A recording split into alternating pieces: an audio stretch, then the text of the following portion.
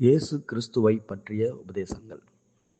Doctrines of Jesus Christ. வார்த்தை மாம்சமானது. கர்த்தராகிய இயேசு பிறப்பதற்கு முன்பே அவர் தேவனால் பெயரிடப்பட்டார். லூக்கா 1:31. இயேசு என்கிற பெயர் எபிரேய மொழியில் யோசுவா எனப்படும். அதற்கு அர்த்தமானது யாவே ரட்சிக்கிறார் அல்லது யாவே ரட்சிப்பாராக என்பதாகும். மத்தேயு 1:21. கிறிஸ்து என்கின்ற பெயர் கிரேக்க வார்த்தையாகிய கிறிஸ்தோஸ் என்கின்ற பெயரிலிருந்து மொழிபெயர்க்கப்பட்ட வார்த்தையாகும். கிறிஸ்து என்ற வார்த்தை எபிரேய மொழியில் மேசியா எனப்படும், அதாவது அபிஷேகம் செய்கிறவர் என்று அர்த்தமாகும். இயேசு கிறிஸ்துவின் பிறப்பை குறித்த தீர்க்க தரிசனங்கள். கிறிஸ்து ஒரு கன்னிகையின் மூலமாக பிறப்பார். எசையா 7:14. அவர் ஸ்திரீயின் வித்து. ஆதியாகமம் 3:15. நிறைவேறிற்று. கன்னியாகிய மரியாள் பரிசுத்த ஆவியால் கர்ப்பவதியாகி இரட்சகராகிய இயேசு கிறிஸ்துவை பெற்றாள். மத்தேயு 1:18-25. கிறிஸ்து தாவீது வழியாக பிறந்தவர். எசையா 11:1. எரேமியா 23:5. மத்தேயு 2:41-42. நிறைவேறுதல். அவருடைய வம்ச வரலாற்றில் இயேசு கிறிஸ்து தாவீதின் வித்தாக இருக்கிறார். மத்தேயு 1:1-20. மத்தேயு 9:27.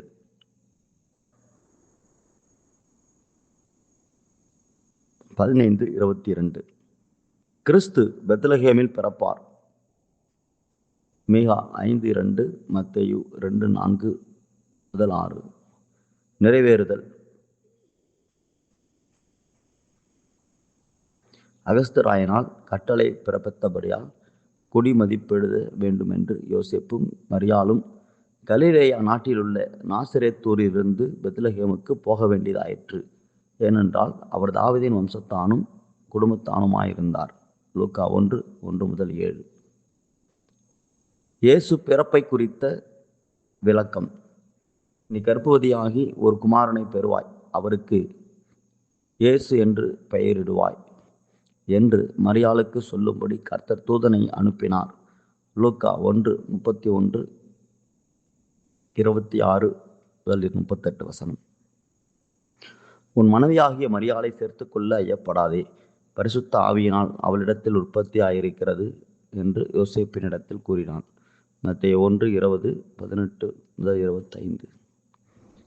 இன்று தேவனாகிய கிறிஸ்து என்னும் இரட்சகர் உங்களுக்கு தாவீதின் ஊரிலே பிறந்திருக்கிறார் என்பதை இயேசு கிறிஸ்து பிறந்த அன்று தேவதூதன் மேய்ப்பர்கள் முன்பு தோன்றி மிகுந்த சந்தோஷமாக இந்த நற்செய்தியை தெரிவித்தான். லூக்கா 2:8-20. இயேசு பிறந்த பிறகு நடந்தது. தீர்க்கதரிசி ஆகிய சிமியோனும் தீர்க்கதரிசி ஆகிய அன்னாளும் தேவாலயத்தில் எல்லாருக்கும் முன்பாக இயேசு கிறிஸ்து ஒரு இரட்சகர் மற்றும் இஸ்ரவேலின் ஆறுதல் என்று கூறினார்கள். லூக்கா 2:22-39. கிழக்கில் தோன்றிய நட்சத்திரத்தை பார்த்த சாஸ்திரிகள் இயேசுவை பணிந்து கொள்ள கிழக்கில் இருந்து வந்தார்கள். மத்தேயு 2:1-21. கர்த்தரின் வார்த்தையின்படி குழந்தையாகிய இயேசுவும் யோசேப்பும் மரியாளும் ஏரோதின் வஞ்சனையிலிருந்து தப்பித்து எகிப்துக்கு சென்றார்கள். ஏரோது மரித்த பின்பு அவர்கள் எல்லாரும் நாசரேத்துக்கு திரும்பினார்கள். அங்கே அவர் நன்கு வளர்ந்தார். மத்தேயு 2:13-23. இயேசு கிறிஸ்துவின் ஊழியம். இயேசு பரலோக ராஜ்யத்தின் சுவிசேஷத்தை பிரசங்கித்தார். மத்தேயு 4:23-9-35. இயேசு தன் ஊழியத்தை ஏறக்குறைய 30 வயதிலே தொடங்கினார். லூக்கா 3:23. அவர் உபதேசித்த செய்தியானது மனம் திரும்புங்கள், பரலோக ராஜ்யம் சமீபித்திருக்கிறது. மத்தேயு 4:17, மார்க் 1:14-15.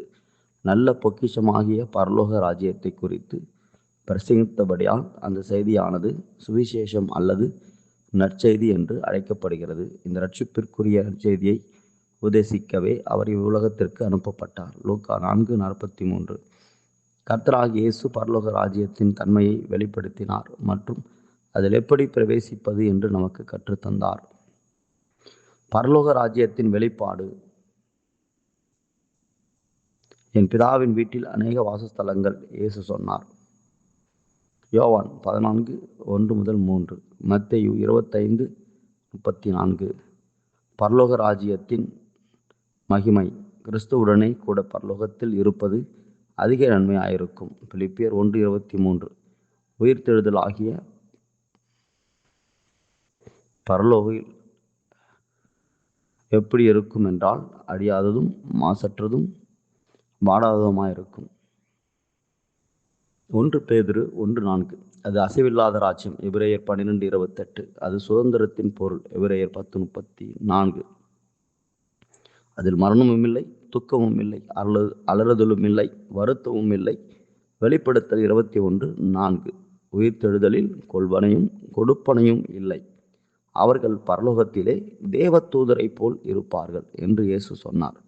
மத்தேயு 22:30, 13:43, 25:46. பரலோக ராஜ்யத்தின் வாசல் வழி. நானே வழியும் சத்தியமும் ஜீவனுமாய் இருக்கிறேன். என்னாலே அல்லாமல் ஒருவனும் பிதாவினிடத்தில் வரான் என்று இயேசு கூறினார். யோவான் 14:6.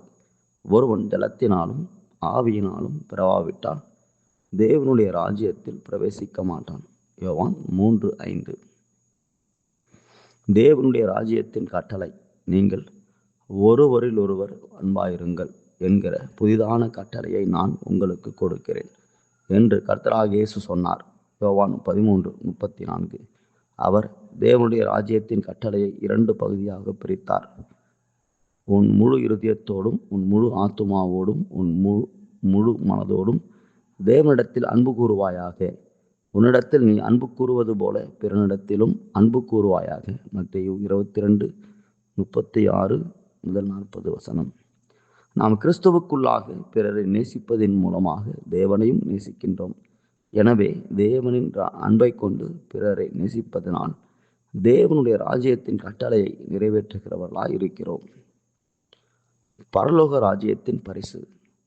நாமத்தின் நிமித்தம் வீட்டையாவது, சகோதரரையாவது, சகோதரிகளையாவது,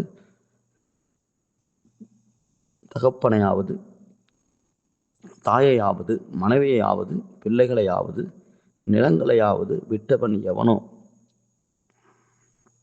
அவன் நூறத்தனை அடைந்து நித்திய ஜீவனையும் சுதந்திரித்துக் கொள்ளுவான் என்று கர்த்தராகிய இயேசு கூறினார். மத்தேயு 19:29.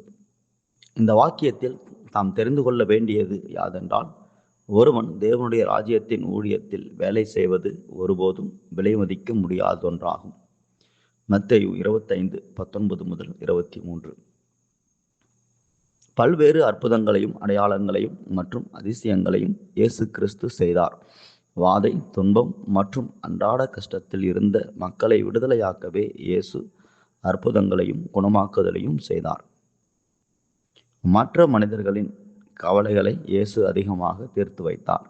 இயேசு செய்த எல்லா விதமான அடையாளங்கள், அற்புதங்கள், அதிசயங்களும் அவர் மனிதர்களின் இரட்சகர் என்று சாட்சியளிக்கிறது. இதனால் பலர் தேவனை விசுவாசித்தார்கள். யோவான் 3:1-2, 11, 41, 42, 45, 15:24. இயற்கைக்கு அப்பாற்பட்டு நிகழ்ந்தவைகளாகிய கன்னியிடம் பிறக்கப் போவதை பற்றி தேவதூதர் அறிவித்ததும், சாஸ்திரிகளை நட்சத்திரம் வழிநடத்தியதும், வஞ்சகர் கூட்டத்தின் மத்தியில் கடந்து சென்றதும், இயேசு ஆலயத்தை சுத்தப்படுத்தியதும், இயேசு மறுரூபமானதும், சிலுவையில் அறைந்தபோது அங்கே இருள் காணப்பட்டதும், தேவாலயத்தில் திரைச்சீலை கிழிந்ததும், கல்லறை திறக்கப்பட்டதும், பூமி அதிர்ச்சி ஏற்பட்டதும், காவலர்கள் செத்தவர்கள் போல விழுந்ததும், இயேசு உயிர்த்தெழுந்ததும், தேவதூதர் இயேசு உயிர்த்தெழுந்ததை சொல்ல சாட்சியாக தோன்றியதும் போன்ற இவைகளை தவிர 35 அற்புதங்கள் இயேசு ஊழியத்தின் போது செய்தவைகளாக பதிவாகியுள்ளன. அவை யாதெனில், இயேசு வியாதிகளை குணமாக்கியது 17. கப்பர்நகூமில் ராஜாவின் மனுஷரில் ஒருவனுடைய மகன் குணமாக்கப்பட்டார். யோவான் 4:46-54. எருசலேமில் வியாதியாயிருந்த மனுஷன் குணமாக்கப்பட்டான். யோவான் 5:1-9. வியாதியால் அவதிப்பட்ட பேதுருவின் மாமி குணமடைதல். மத்தேயு 8:14-17. மார்க்கு 1:29-31. லூக்கா 4:38-39. ஒரு குஷ்டரோகி மத்தேயு 8:2-4, மார்க் 1:40-45, லூக்கா 5:12-15. ஒரு திமிர்வாதக்காரன். மத்தேயு 9:2-8, மார்க் 2:3-12, லூக்கா 5:17-26. சூம்பின கையை உடைய மனுஷன். மத்தேயு 12:9-14, மார்க் 3:1-6, லூக்கா 6:6-11. 100க்கு அதிபதியின் வேலைக்காரன். மத்தேயு 8:5-13, லூக்கா 7:1-10. 2 குருடர்கள். மத்தேயு 9:27-31. செவிடும் ஊமையுமான மனுஷன். மார்க் 7:31-37. பெத்சாய்தாவில் ஒரு குருடன். மார்க் 8:22-26. எருசலேமிலே ஒரு குருடன். யோவான் 9:1-7. 18 வருஷம் நிமிரக்கூடாத கூனி. லூக்கா 13:10-17. 12 வருஷம் பெரும்பாடுள்ள ஸ்திரீ. மத்தேயு 9:20-22, மார்க் 5:25-34, லூக்கா 8:43-48. நீர்க்கோவை வியாதியுள்ள மனுஷன். லூக்கா 14:1-6. 10 குஷ்டரோகிகள். லூக்கா 17:11-19. பர்திமேயு என்னும் குருடன். மத்தேயு 20:29-34, மார்க் 10:46-52, லூக்கா 18:35-43. மல்கூசின் காது. லூக்கா 22:50-51. இயேசு பிசாசுகளை துரத்தியது 6. கப்பர்நகூமில் அசுத்தாவியுள்ள ஒரு மனுஷன். மார்க் 1:21-28, லூக்கா 4:31-37. பிசாசு பிடித்த குருடும் உமையும் உள்ள மனுஷன். மத்தேயு 12:22, லூக்கா 11:14. கெர்கேசேனரில் பிசாசு பிடித்திருந்தவர்கள். மத்தேயு 8:28-34, மார்க் 5:1-20, லூக்கா 8:2-39. ஊமையான பிசாசு. மத்தேயு 9:32-34. சீரோபேனிக்கியா தேசத்தின் கிரேக்க ஸ்திரீயின் மகள். மத்தேயு 15:21-28, மார்க் 17:24-30. சந்திரரோகியால் வேதனைப்படும் மகன். மத்தேயு 17:14-21, மார்க் 9:14-29, லூக்கா 9:37-43. 3 பேரை இயேசு உயிரோடு எழுப்பினார். யபுருவின் மகள். மத்தேயு 9:18-26, மார்க் 5:22-43, லூக்கா 8:41-56. நாயின் ஊராளாகிய விதவியின் மகன். லூக்கா 7:11-15. பெத்தானியாவில் லாசரு. யோவான் 11:1-44. இயற்கையின் மீது 9 அற்புதங்கள். கானானில் தண்ணீர் திராட்சரசமாக மாறினது. யோவான் 2:1-11. கப்பர்நகூமில் மீனை பிடித்தார்கள். லூக்கா 5:1-11. மற்றொரு முறை மீனை பிடித்தார்கள். யோவான் 21:6. பெருங்காற்று நின்றது. மத்தேயு 8:23-27, மார்க் 4:35-41, லூக்கா 8:22-25. 5 அப்பமும் 2 மீனையும் கொண்டு 5000 பேரை போஷித்தார். மத்தேயு 14:13-21, மார்க் 6:30-44, லூக்கா 9:10-17, 6:1-14. இயேசு கடலின் மேல் நடந்தார். மத்தேயு 14:22-36, மார்க் 6:45-52, யோவான் 6:15-21. 4000 பேர் போஷிக்கப்பட்டனர். மத்தேயு 15:32-39, மார்க் 8:1-10. ஆலயத்திற்கு கொடுக்க வேண்டிய வரிப்பணம் மீனின் வாயிலிருந்து எடுக்கப்பட்டது. மத்தேயு 17:24-27. அத்திமரம் சபிக்கப்பட்டது. மத்தேயு 21 18 முதல் 22, மார்க் 11 12 முதல் 14, 20 முதல் 25. கர்த்தராகிய இயேசு கிறிஸ்துவின் நல்ல தன்மைகள். இயேசு பரிசுத்தரும் நீதி உள்ளவருமாயிருக்கிறார். இயேசு பாவமில்லாதவர் மற்றும் ஒருபோதும் பாவம் செய்யாதவர். இயேசுவே தான் பாவம் செய்யாதவர் என்று சாட்சி அளிக்கிறார். யோவான் 8:46. இயேசு பாவமற்றவர் என்று பிலாத்து சாட்சி கொடுக்கிறான். மத்தேயு 27:24, லூக்கா 23:4, 14:22. இயேசுவை காட்டிக் கொடுத்த யூதாஸ் காரியோத்து இயேசு குற்றமில்லாதவர் என்று சாட்சி கொடுத்தான். மத்தேயு 27:3-4. இயேசு நன்மையை விரும்புகிறவராயும் தீமையை வெறுக்கிறவராயும் இருக்கிறார்.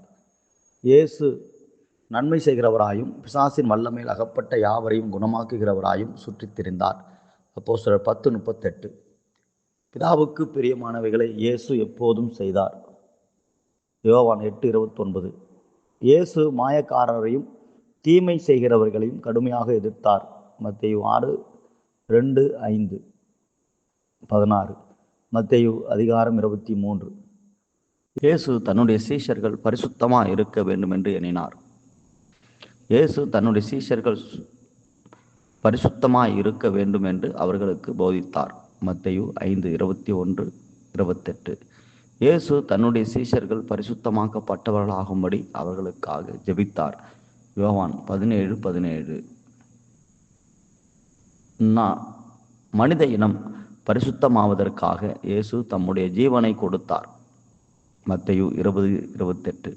நம்முடைய பாவத்தை சுத்திகரிக்க இயேசு மரித்தார். 1 பேதுரு 2:21-24. இயேசு நமக்காக பாவமானார். 2 கொரிந்தியர் 5:21. இயேசு தன்னுடைய பரிசுத்தத்தை கொண்டு மனித இனத்தை பரிசுத்தமாக்க வேண்டும் என்பதற்காகவே மரித்தார். எப்படியெனில் பாவமில்லாத ஒருவர்தான் பாவிகளை ரட்சிக்க முடியும். இயேசு அன்பும் இரக்கமும் நிறைந்தவர். இயேசு பிதாவினிடத்தில் அன்பாயிருந்தார். பிதாவின் கட்டளைகளுக்கு இயேசு கீழ்ப்படிந்தார். 1 யோவான் 5:3. யோவான் 6:38. பிதாவின் சித்தத்திற்கு இயேசு தன்னை ஒப்புக் கொடுத்தார். மத்தேயு 26:39-42. பிலிப்பியர் 2:8. பிதா ஒருவரையே இயேசு மகிமைப்படுத்தினார். யோவான் 7:18-17-4. இயேசு மனிதர்களை நேசித்தார். இயேசு வியாதியஸ்தர்களுக்காக மனதுருகினார். மத்தேயு 8:17, மார்க் 1:40-41. மற்றவர்களின் வாழ்விற்காக இயேசு பரிதபித்தார். மத்தேயு 14:15-21, 15:32-38. இயேசு மனிதர்களை போதித்து நடத்தினார். மத்தேயு 5:43-48, 26-49-50. இயேசு இந்த முழு உலகத்திற்காக தன் ஜீவனை கொடுத்தார். மத்தேயு 20:28, யோவான் 15:13. இயேசு சாந்தமும் மனத்தாழ்மையும் உடையவர். இயேசு மிகுந்த சாதுவான தன்மை கொண்டவர். இயேசு கோபப்படவில்லை. மத்தேயு 5:22, லூக்கா 9:51-56.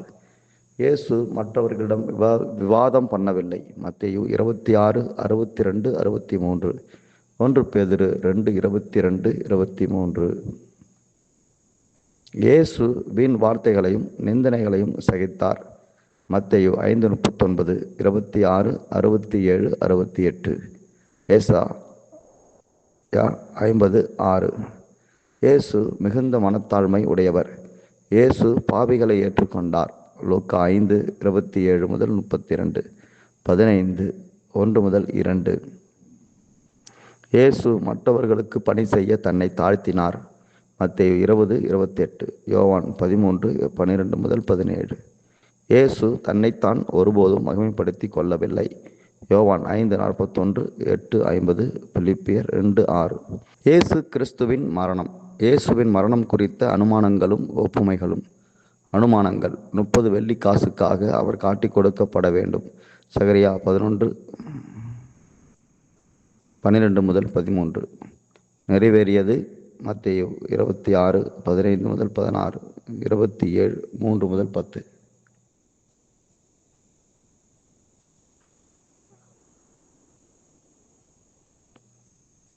இயேசுவின் அமைதியான பாடுகள் ஏசாயா புஸ்தகத்தின் 53ஆம் அதிகாரத்தில் பதிவாகியுள்ளன. ஏசாயா 53:7 நிறைவேறியது. மத்தேயு 27:12-14 இயேசு அக்கிரமக்காரரில் ஒருவராக எண்ணப்படுவார்.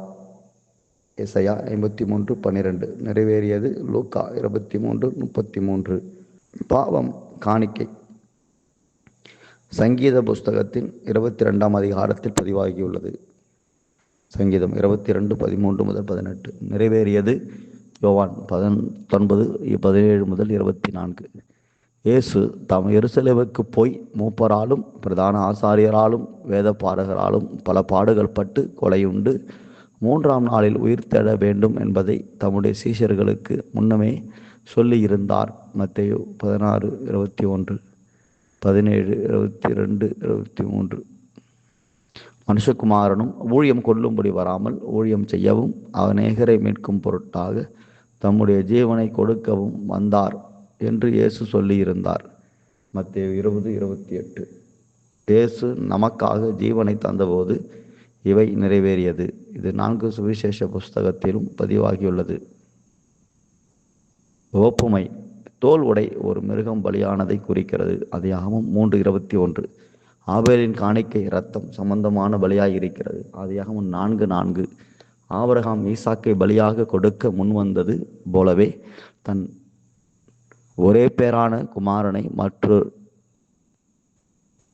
மற்றொரு பிதா தேவன் அதே மலையில் பலியாக தந்ததாகும். ஆதியாகமம் 22ஆம் அதிகாரம் ஆட்டுக்குட்டியின் பஸ்கா. யாத்திராகமம் 12ஆம் அதிகாரம் லேவியர்களின் பலி செலுத்தும் முறைமை. லேவியராகமம் 1:1-7-16 வெண்கல சர்ப்பம். என்னாகமம் 21 யோவான் 3ஆம் அதிகாரம் 14-15 அடிக்கப்படும்படி கொண்டு போகப்படும் ஆடு. ஏசாயா 53:6-7 யோவான் 1:29 இயேசு உலகத்தின் பாவத்தை சுமந்து தீர்க்கிற தேவ ஆட்டுக்குட்டி. யோவான் 1:29 1 பேதுரு 1:19 இதனால் நாம் நித்தியத்திற்குள் பிரவேசிக்க அவருடைய பரிசுத்த இரத்தத்தினால் ஞானஸ்நானம் பெற வேண்டும். பழைய ஏற்பாட்டின் பலிகளை இயேசு பலியானதற்கு ஒப்புமையாக பார்க்கும்போது தேவனுடைய நித்தியமும் மனித இனத்தின் மேல் அவர் செலுத்திய அன்பின் பலியையும் பற்றி அறிந்து கொள்கிறோம். இயேசுவின் மரணத்தின் நோக்கம் உலகத்தின் பாவத்தை ரட்சிக்கவே இயேசு மரித்தார்.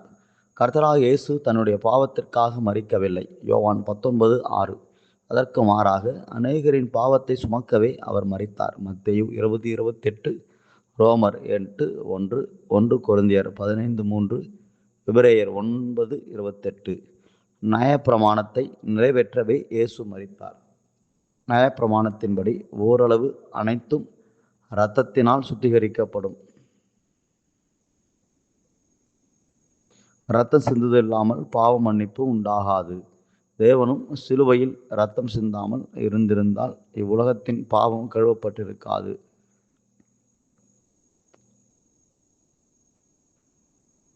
லேவியராகமம் 17:11 எபிரேயர் 9:22 நியாயப்பிரமாணத்தை இரட்சிக்க நிறைவேற்றவே இயேசு கல்வாரியில் மரித்தார். மத்தேயு 15:17 எபிரேயர் 10:1-10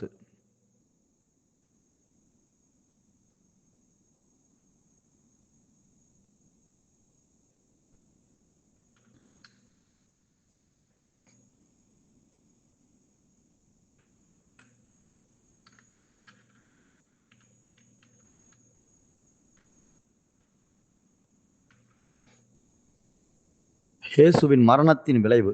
பொதுவான பயன். இயேசுவின் மரணம் மக்களை தேவனிடத்தில் இழுத்து கொண்டது. எபிரேயர் 12:32-33 இயேசுவின் மரணம் உலகத்தின் பாவத்திற்கு முடிவை தருகிறது. ரோமர் 3:25 1 யோவான் 2:2 விசுவாசிகள் மீது பயன். இயேசுவின் மரணம் நியாயப்பிரமாணத்தின் சாபத்தில் இருந்து நம்மை ரட்சிக்கிறது. ரோமர் 7:1-6, கலாத்தியர் 3:13. நம்முடைய பாவங்களை மன்னிக்கிறது. எபேசியர் 1:7, எபிரேயர் 9:13-14, 10:10. அடிமைத்தனத்தின் வல்லமை நின்றும் மரணத்தினின்றும் நம்மை விடுவிக்கிறது. லூக்கா 1:74-75, எபிரேயர் 2:14-15. தேவனோடு நம்மை ஒப்புரவாக்குகிறது. ரோமர் 5:10, எபேசியர் 2:13. நம்மை நியாயம் தீர்க்கிறது. ரோமர் 5:9, 2 கொரிந்தியர் 5:21. பரலோக ராஜ்யத்திற்கு வழியை தருகிறது. எபேசியர் 2:19, கொலோசியர் 1:13-14. சாத்தானின் மீது ஆளுகை. இயேசுவின் மரணம் பிசாசின் கிரியை அழிக்கிறது. 1 கொரிந்தியர் 15:55-57, எபிரேயர் 2:14. பிசாசு தள்ளப்பட்டது. யோவான் 12:31-32. கட்டளைகளையும் அதிகாரத்தையும் குலைத்து அவை மேல் வெற்றி சிறந்தார். கொலோசியர் 2:14-15. இயேசு கிறிஸ்துவின் உயிர்த்தெழுதல். இயேசுவின் உயிர்த்தெழுதல் குறித்த முன்னுரைத்தல். பழைய ஏற்பாட்டில், என் ஆத்துமாவை பாதாளத்தில் விடீர், உம்முடைய பரிசுத்தவானின் அழிவை காண விட்டீர். சங்கீதம் 16:10, அப்போஸ்தலர் 2:31. இயேசு தன் மரணத்தையும் உயிர்த்தெழுதலையும் நடத்தி காட்டினார். இதை முன்னமே தன்னுடைய சீஷர்களிடத்தில் பலமுறை சொன்னார். மத்தேயு 16:21, 17:23, 20:19, 26:32. யோனாவில் இயேசுவின் உயிர்த்தெழுதல் முறை. யோனா பெரிய மீனின் வயிற்றில் 3 பகலும் 3 இரவும் இருந்தான். அதற்கு பின்பு யோனாவை மீன் வயிற்றிலிருந்து கக்கியது. இது இயேசுவின் மரணம், அடக்கம் பண்ணப்பட்டது மற்றும் உயிர்த்தெழுதலை ஒப்புமையாக காட்டுகிறது. யோவான் 1:7, மத்தேயு 12:10. தேவனின் உயிர்த்தெழுதல் பற்றிய சாட்சி. மகதலேனா மரியாள், மத்தேயு 28:1-10, யோவான் 20:1-2, சீமோன் பேதுரு, யோவான் 20:3-8, அப்போஸ்தலர் 2:24-32. தேவதூதன், மத்தேயு 28:5-7, லூக்கா 24:5-8. கல்லறையை காவல் காத்த காவலர்கள். மத்தேயு 28:4-11-15, மத்தேயு 27:62-66. பவுல் 1 கொரிந்தியர் 15:3-8, 2 தீமோத்தேயு 2:8, அப்போஸ்தலர் 9:3-8. தேவனின் உயிர்த்தெழுதலின் முக்கியத்துவம். இயேசுவின் உயிர்த்தெழுதலினால் வாக்குத்தத்தத்தின்படி தேவனின் குமாரனாக இயேசு விளங்கினார். ரோமர் 1:4. இயேசுவின் உயிர்த்தெழுதலினால் மரணத்தையும் பிசாசையும் ஜெயித்தார். 1 கொரிந்தியர் 15:22, 54-55, 2 தீமோத்தேயு 1:10. இயேசுவின் உயிர்த்தெழுதல் நியாயத்தீர்ப்புக்கு ஓர் ஆதாரமாயிருக்கிறது. அப்போஸ்தலர் 17:31, யோவான் 5:22, 27-29. இயேசுவின் உயிர்த்தெழுதலினால் நம்முடைய உயிர்த்தெழுதலும் நிகழும் என்ற ஆதாரமும் நம்பிக்கையும் தருகிறது. 1 கொரிந்தியர் 15:13,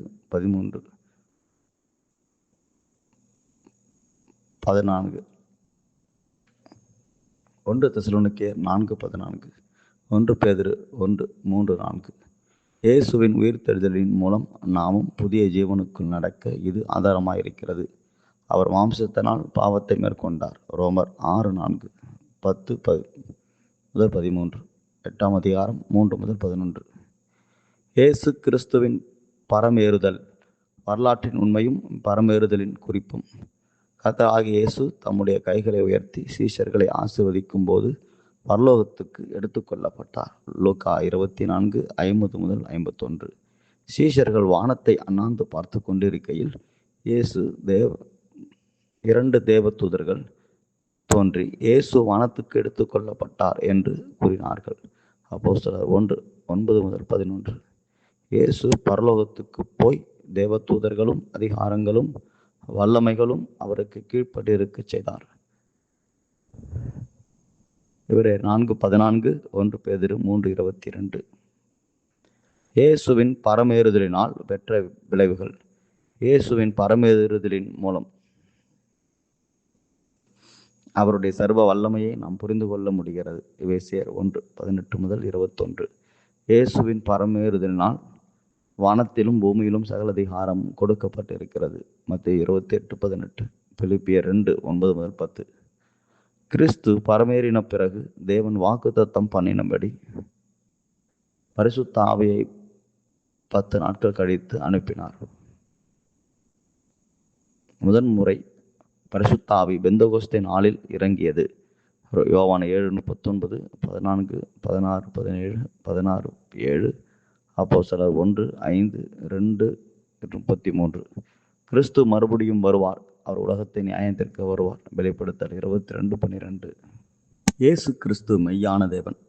இயேசு தேவனுடைய தலைப்பையும் பெயரையும் வைத்திருந்தார். அவர் ஆதியும் அந்தமுமாய் இருக்கிறார். வெளிப்படுத்தல் 1:17, 2:8, 22:13, 8ஆம் அதிகாரம் 57-58. அல்பாவும் ஒமேகாவுமாய் இருக்கிறார். வெளிப்படுத்தல் 1:8, 21:6, 22:13. ஆண்டவர் மத்தேயு 22:43-45. அப்போஸ்தலர் 2:36, 3:15, 10:36. ரோமர் 10:12. இம்மானுவேல் ஏசாயா 7:14, மத்தேயு 1:23. தேவன் ஏசாயா 9:6, யோவான் 20:28, அப்போஸ்தலர் 20:28, ரோமர் 9:5, 1 தீமோத்தேயு 3:16, தீத்து 2:13, எபிரேயர் 1:8, 1 யோவான் 5:20, 10:30, 14, 9-11, 18. இயேசுவுக்கு தேவனின் தெய்வீக குணங்கள் உண்டு. சர்வ வல்லமையுள்ள தேவன். இயேசு வியாதியஸ்தர்களை குணமாக்கினார். மத்தேயு 9:27, 30, 14, 14, 35, 36. யோவான் 9:1-3, 6-7. மரித்தவரை உயிரோடு எழுப்பினார். லூக்கா 7:14-15, 8ஆம் அதிகாரம் 54-55. யோவான் 11:43-44. பிசாசுகளை அடக்கினார். மத்தேயு 8:14, 12:22, லூக்கா 13:10-13. அண்ட சராசரத்தை அடக்கினார். மத்தேயு 8ஆம் அதிகாரம் 26-27, 14, 24-32, 17, 24-27, 21ஆம் அதிகாரம் 18-19. வானத்திலும் பூமியிலும் அவருக்கு சர்வ வல்லமை உண்டு. மத்தேயு 28:18, யோவான் 3:35, எபேசியர் 1:20-22, பிலிப்பியர் 2:9-11. சர்வத்தையும் அறிந்தவர். இயேசு மக்களின் முந்திய நிலையை அறிவார். யோவான் 1:47, 48, 4ஆம் அதிகாரம் 5-19, 11ஆம் அதிகாரம் 3-14. அவர் மக்களின் சிந்தையை அறிவார். மத்தேயு 9:3, 4, மார்க் 2:8, லூக்கா 6:7-8, யோவான் 2:24, 25. அவர் மக்களின் எதிர்காலத்தை அறிவார். மத்தேயு 26, 30-35, 74, 75, லூக்கா 5, 4-6, 22-22, 10-13, யோவான் 21-18. மறை பொருட்களை அவர் அறிவார். மார்க் 14, 12-16, யோவான் 1:48. ஞானமும் அறிவும் அவரிடத்தில் பிறக்கிறது. 1 கொரிந்தியர் 1:24, 27, கொலேசியர் 2:3. எங்கும் இருப்பவர். இயேசு பூமியில் இருக்கும்போது அவர் வானத்திலும் இருந்தார். யோவான் 3:13, யோவான் 14:11, 17, 21. சீஷர்கள் எங்கு கூடினாலும் அவர்களுடைய மத்தியில் வாசம் பண்ணுவேன் என்று இயேசு வாக்குத்தத்தம் பண்ணினார். 18ஆம் அதிகாரம் 19, 20, 28, 20. அப்போஸ்தலர் 18:9-10, 23:11.